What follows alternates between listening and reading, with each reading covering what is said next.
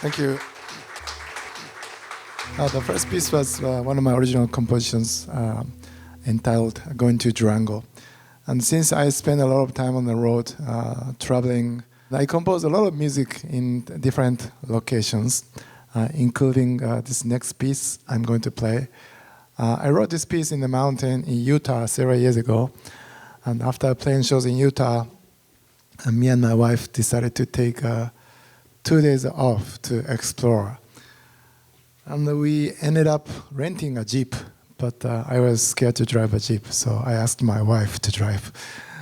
And she drove the Jeep about a couple hours through those very steep canyons.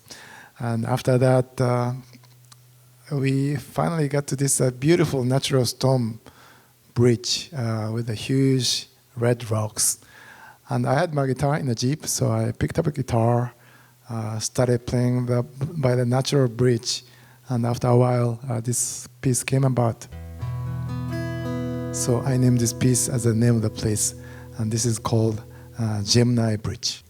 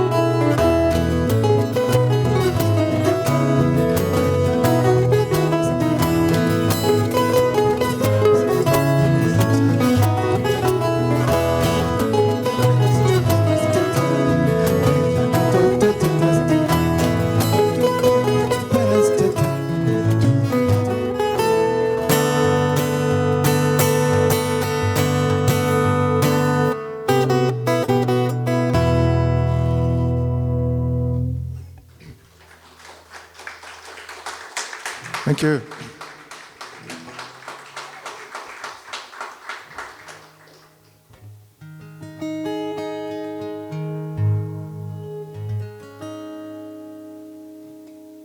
Okay, now I'd like to sing one Japanese folk song from the southern part of Japan, Okinawa. You know Okinawa, right? And as you know, Okinawa was a part of the U.S. territories from 1960s till 70s, about 10 years. But also Okinawa was even a different country before Japan for a long time. It was actually a kingdom for 450 years. And sadly, Japan took over Okinawa, even though these people had totally different cultures, including traditional music and dance. And this is a very old folk song from Kingdom era. And this song talks about a woman who was a beautiful woman back then. So she got an offer from the king to get married. And usually, king says something to people, they are supposed to say yes. But this woman didn't want to get married with him. So she rejected his proposal. But she survived. And she became a heroine, and this song came about. And I'll be singing this song in Okinawan local old dialect, which I don't even understand much. But you are welcome to sing along if you want to.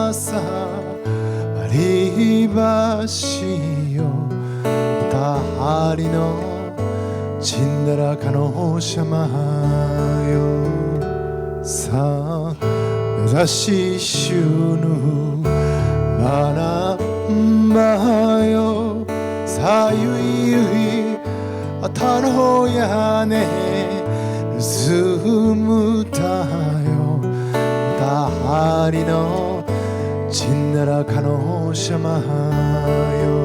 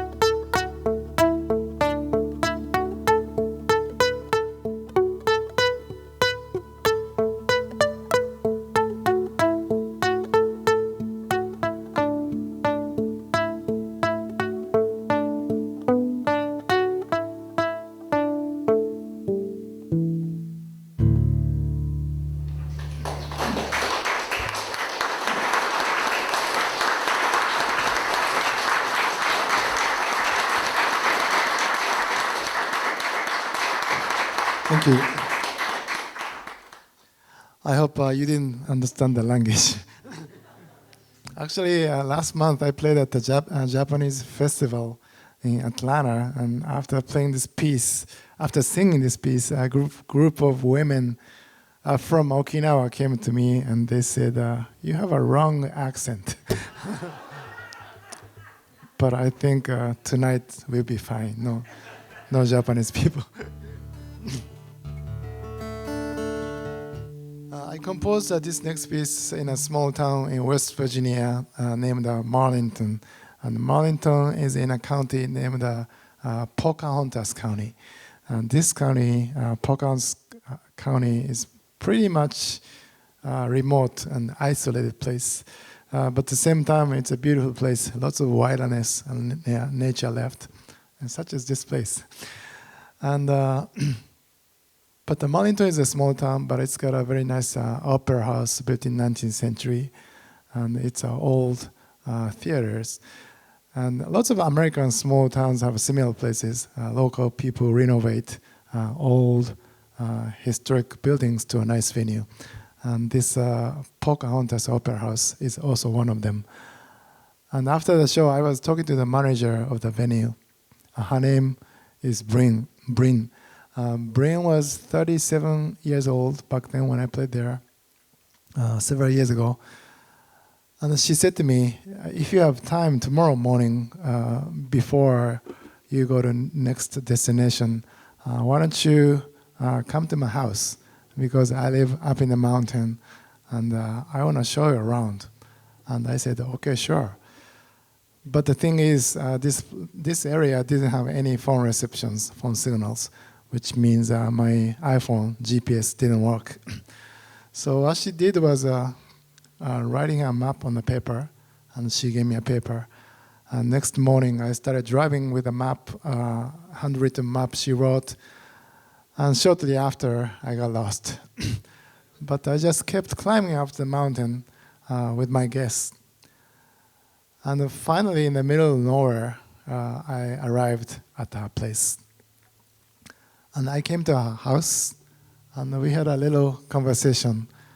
And at some point, she said to me, let's go to the walk. And we started walking into the forest. And as we walked, she explained about the mountains and lands. And she found a stone, and she picked up stone. And when she flipped it, there was a fossil on the other side of the stone. And she said this place was at the bottom of the water a long, long time ago. We kept walking again, about 15 minutes or so. And we got to the hill.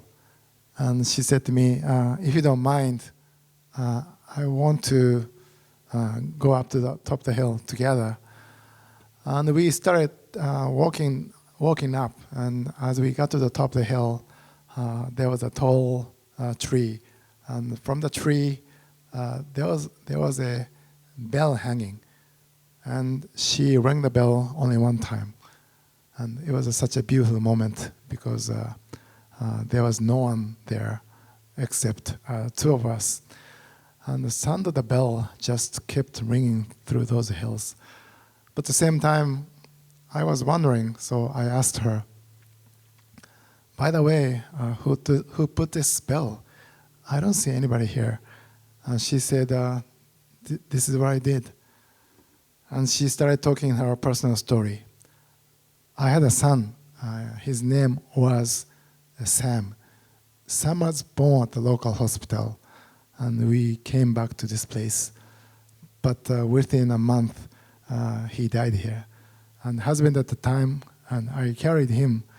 We brought our son to the top of the hill, right here, and we dig the hole, and we buried him underneath this tree. And after that, we put this bell above him. And after hearing that story, I just didn't have any words to say because I simply didn't expect that kind of story from her. And I also have kids too. But Bryn kept talking. If my son is alive, he will be 9 years old this year. and I'm late 30s now, and I'm still young, and I might be able to find another partner, another man in the future. But so far, I really don't know. But at the same time, I have to keep going somehow. My life still continues. But I still can't leave this place yet. So at least what I can do is bringing different performers from different places to enrich this mountain community. And after I heard her story, I wrote this piece. And this is called Sam's Hill and Sky.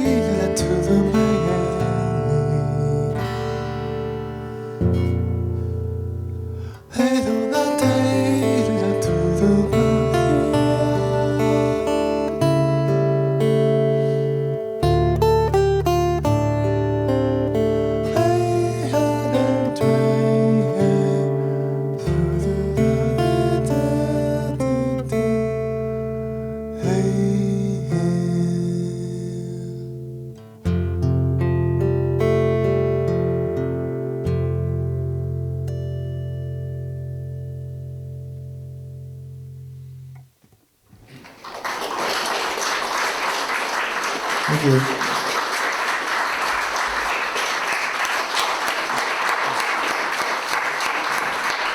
That's good.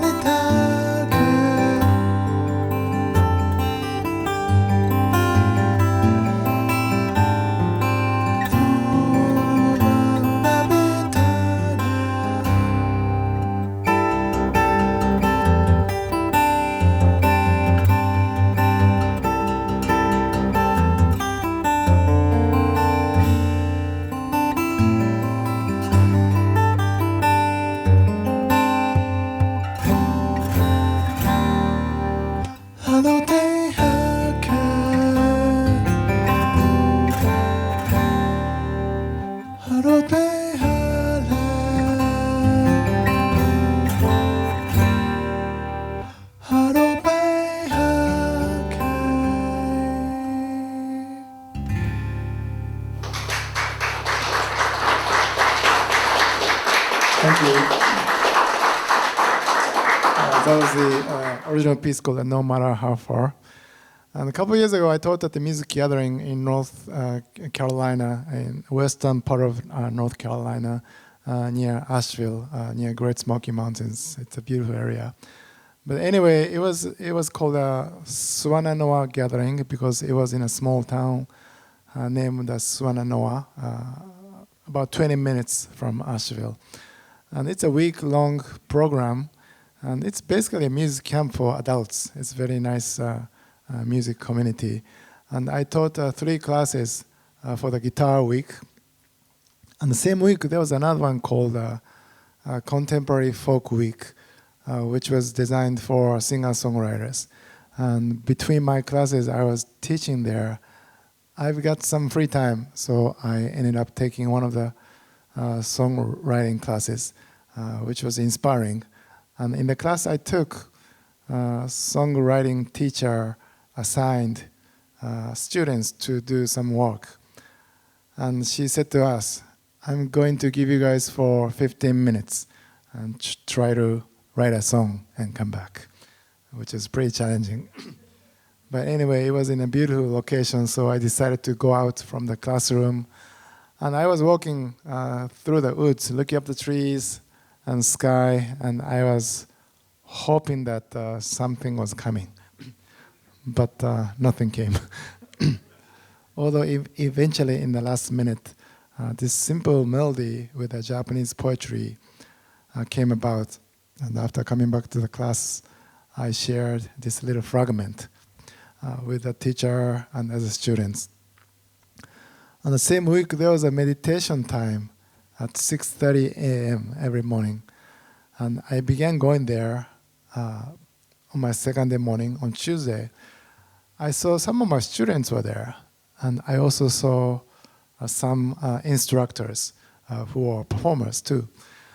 And as I was observing people that morning, they were not so close each other yet because that was their second day meeting each other. But they started to be more open as days went by, and they obviously talked more. But another reason was this Buddhist monk who was leading this meditation time, because this monk shared everything about himself, some good things, bad things, everything. And people started to share different things about their lives after hearing this monk's talk.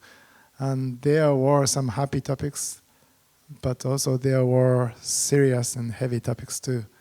And we listened to each other's stories, and this monk was giving some ideas to solve those problems they had, troubles they went through.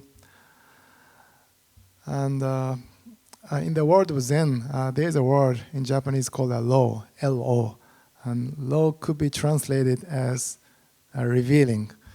And the concept of this law is not only sharing good part of me, I have to share my weakness. And sharing weakness is not easy things to do because we tend to pretend. But if I can be honest to myself, and if I can share everything about myself, including my weakness, and if my friend does the same thing to me, we believe that we can build a good relationship.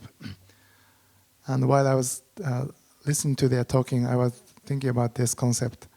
And I thought, although we are all different individuals, and we have individual life every day, but at the same time, we are just the same human being. We have happy times, difficult times. We go through different times in our lives. And while I was meditating there, I came up with another new poetry, and I combined these 2 parts together from the week in North Carolina, and this song came about. And this is called The Morning Tide Will Bring Another Day.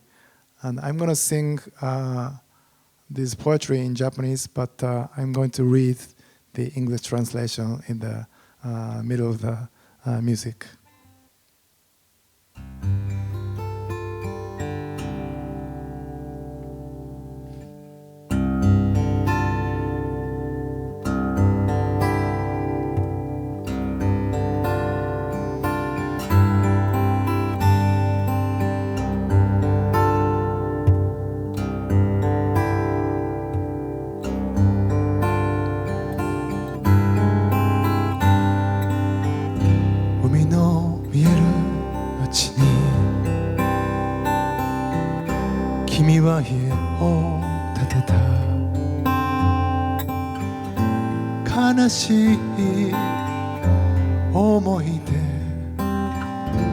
忘れるために海の見える街に僕も家を建てた。悲しいあなたのそばにいるために生きてゆくのはつらい、それを言わないだけ。僕もあなたと同じ、また朝が来たね。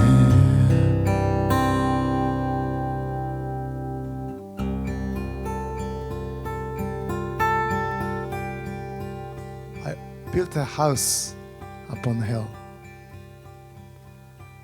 There is an ocean view from every room. All alone, you sit there and gaze, hoping that the memory fades.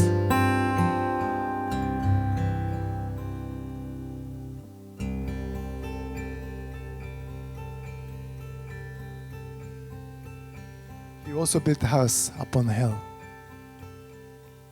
There is a sound of water in the air.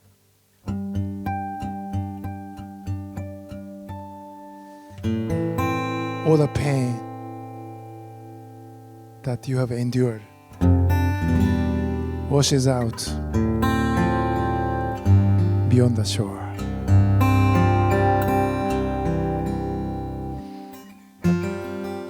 Pain is but a part of every life. But these are the words I cannot bear to say. We are just drops of water in the sea. Morning tide will bring another day.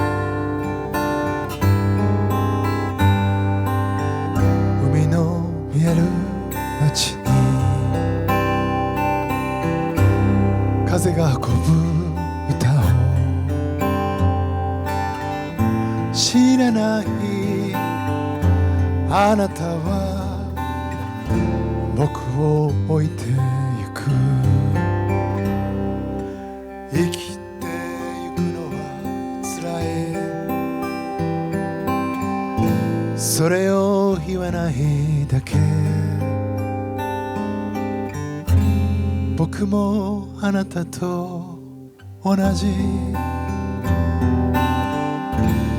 また朝が来たね。僕もあなたと同じまた朝が来たね。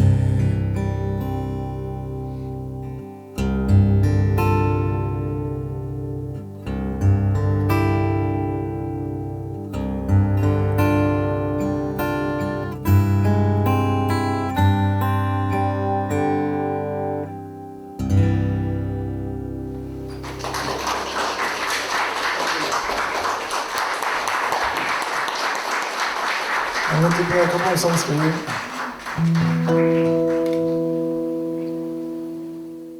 This is another original piece called From Coast to Coast.